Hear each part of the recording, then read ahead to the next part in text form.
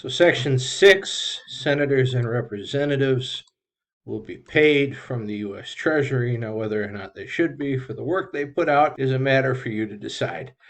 And except in cases of treason, felony, breach of the peace, they're going to be privileged from arrest during their attendance at the session of their respective House, so the House or the Senate, and then going to and from the same, and for any speech or debate in either House, they shall not be questioned in any other place. So if somebody, for instance, threatens murder and lunges at another member on the House floor, maybe that's going to be a problem. But if they are just talking about, maybe they're describing what happened in maybe the streets of a major city over the weekend, they're fine. If they're talking about, something that is related to legislation, they're fine. It was very important to our founders that our representatives be allowed to speak freely. We couldn't have a legislature, pardon me, the judiciary is coming, but not yet. A legislature that was representative of the people if the legislators had to be afraid of repercussions for what they said. So as long as they're not advocating or committing treason, committing a felony, or breaching the peace, so like getting into a fist fight on the floors of the House, they're fine. They can't be arrested going to the House whilst they're in the House or coming back. And they're not going to be questioned about what they said in any other place. So like a police station. Yeah, very important. Very important that our elected officials feel free to say what they need to say and speak their minds on the floor. So no member of Congress will be appointed to any other office under the authority of the United States during their term. Although members certainly can feel free to resign to take up another post, like Senator Jeff Sessions did. He was President Trump's first Attorney General.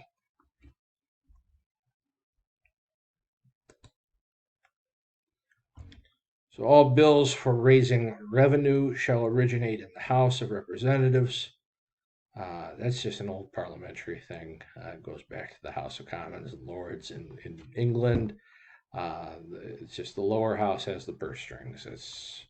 I don't have an explanation for it. It's just an old thing that is done. But the Senate, I'm the teacher. Yes. Do I know absolutely everything? No. But the Senate may propose or concur with amendments as on other bills. So the House has to make all these bills about expenditures. The Senate can propose amendments, so the Senate can dabble with it a bit, but it's really the House's work, any bills for raising revenue, so taxation primarily. And after a bill gets passed, it goes to the president. That's POTUS, President of the United States, who signs it into law or vetoes it. Just depends. If he vetoes the bill, that's fine. He's got a stamp, the veto stamp, he signs it, he returns it with his specific objections. Now, the president used to have a line item veto. So if, for instance, there was a bill that said we had to spend $1 million, he said, well, $1 million's too much. Let's make it 100,000. And he could just change that little part.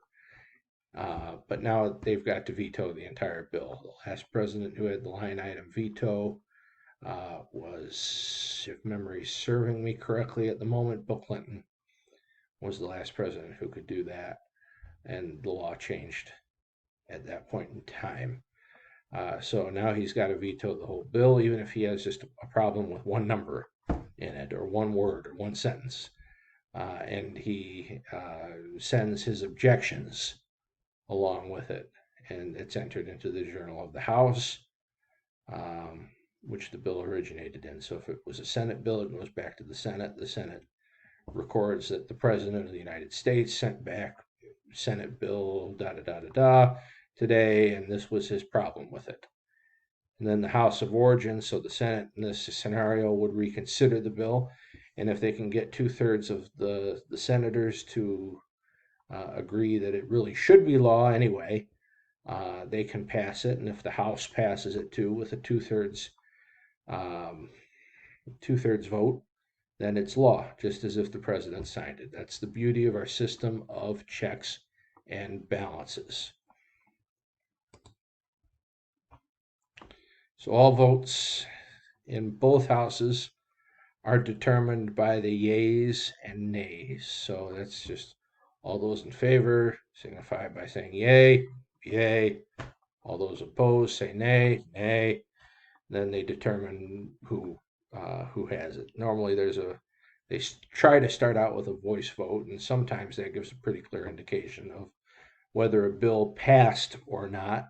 If it doesn't, then there's a division, and they record electronically who voted what.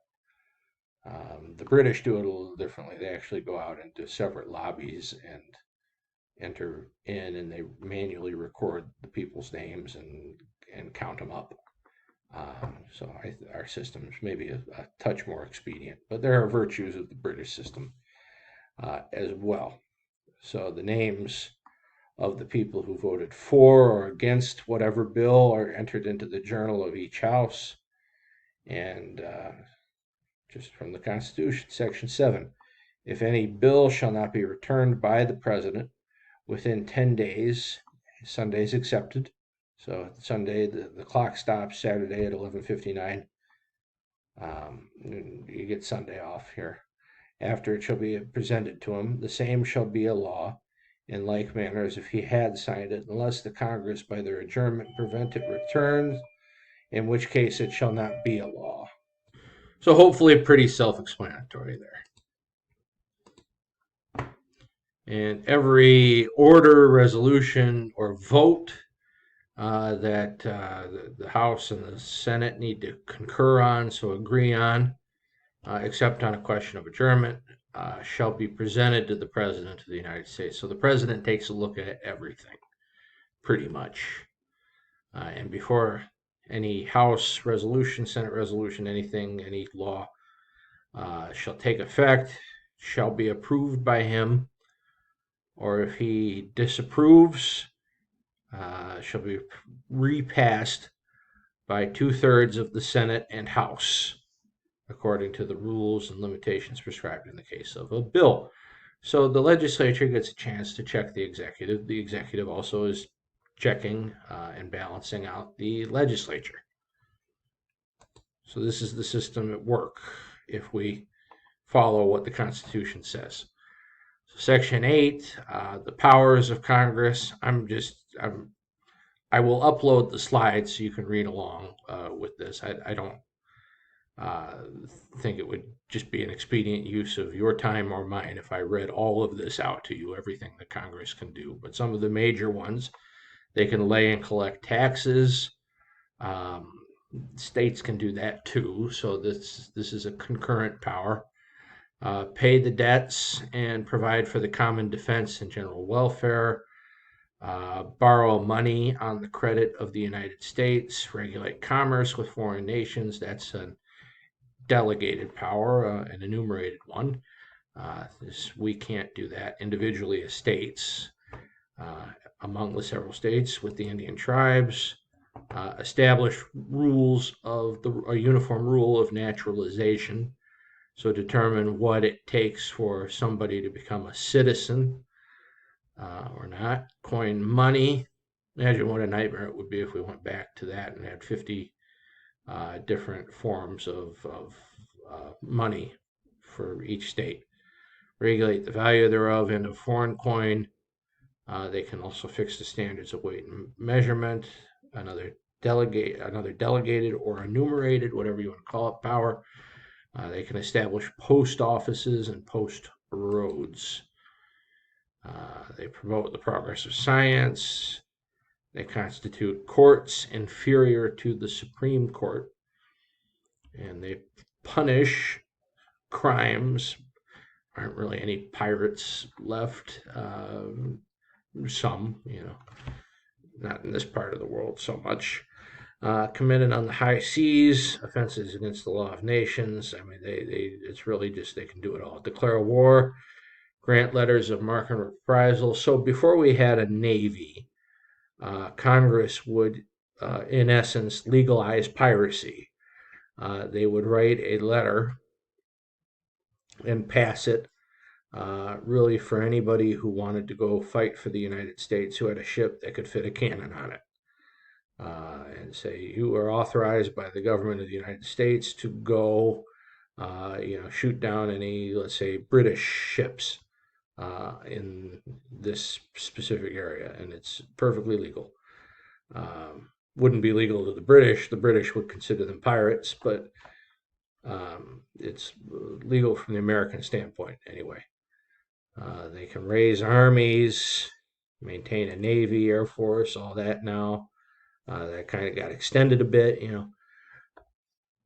make rules so they can get pretty uh, particular about rules regarding land and naval forces. They have the power to declare war, not the president. That's a misconception based on recent presidencies. Congress has the power to declare war, and they can govern the use of how our forces are put into that conflict. So they could say you could use the infantry, but no ships. You could use these types of airplanes, but not others. This bomb is on the table. These bombs are not. They can do all sorts of things, really. They can get very particular in terms of declaring war and what kind of war they declare. Also, militia, which has become the National Guard, they can call them forth to execute the laws of the Union, suppress insurrections, repel invasions. So, to exercise exclusive legislation in all cases whatsoever over what became Washington, D.C., uh, and the quaint acceptance of Congress become the seat of the government of the United States. And they can exercise like authority over all places purchased by the consent of the legislature of the state in which the same shall be for the erection of forts, magazines, arsenals, dockyards, and other needful buildings. So they have control over these military buildings if they are lawfully bought from a state. Not the building itself, but the land, is what I mean to say.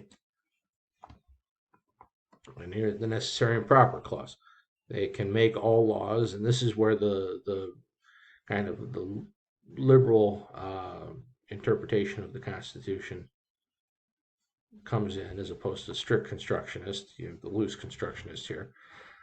Make all laws which shall be necessary and proper for carrying into execution the foregoing powers and all other powers vested by this Constitution in the government of the United States or in any department or officer thereof. So again, I would encourage you. It's all in here. What I'm pretty much doing in this unit, I'm just walking you through Article 1. It can all be found in here, all the powers of Congress. If it isn't in here, it isn't an enumerated power or delegated, depending on what word you fancy. Congress can't do it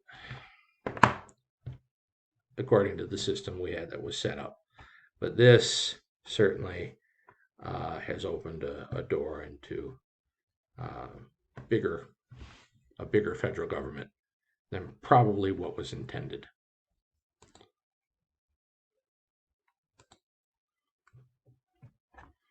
So they can control the borders vis-a-vis immigration, so migration or importation of such persons. As any of the states now existing shall think proper to admit, shall not be prohibited by the Congress prior to the year 1808. So they had some time, again, 1808, but they could tax people who were admitted not exceeding $10 for each person. All right. Habeas corpus shall not be suspended unless when in case of rebellion or the public or invasion, the public safety may require it, and they cannot pass a bill of attainder or ex post facto law. So the quick example of the ex post facto law, you rob a convenience store. There's no law in the books that says anything about can be robbing convenience stores. It's not illegal when you do it. Now, the owner of the convenience store gets mad, goes and complains uh, to his congressman, the police department, whoever, and they, they say there's well, maybe we can write a law or do something, and that might happen, but it can't affect you. A law can't be passed and then you are found to have committed a crime because it was not a crime when you did it. All right.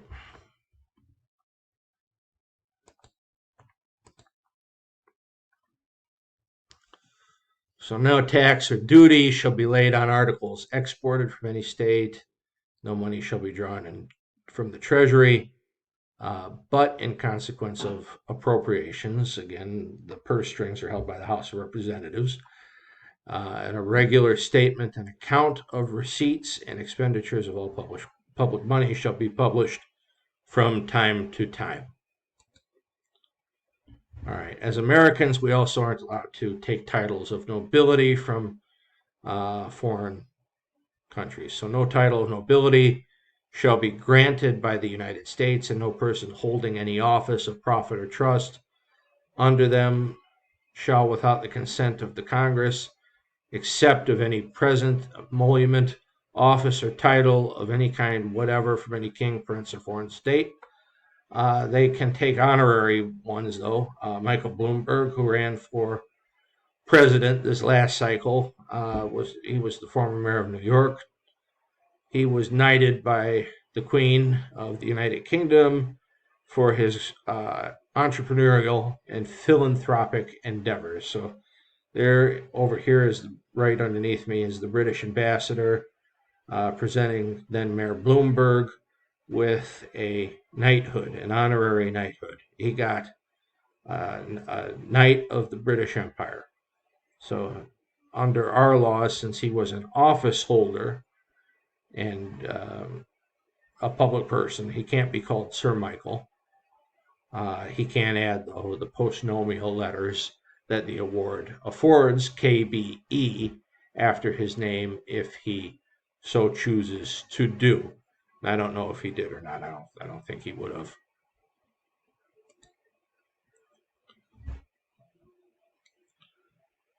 Almost done. So Section 10, no state shall enter into any treaty, alliance, or confederation, grant letters of marque and reprisal, coin money. So basically do anything that the federal government can do or is laid out in the Constitution here that the federal government shall do. No state will act as its own country. No state also shall, without the consent of Congress, lay imposts or duties on imports and exports, except what may be absolutely necessary for executing its inspection laws. And the produce of these duties, the produce of these imposts, shall be for the Treasury of the United States. And all such laws shall be subject to the revision and control of the Congress.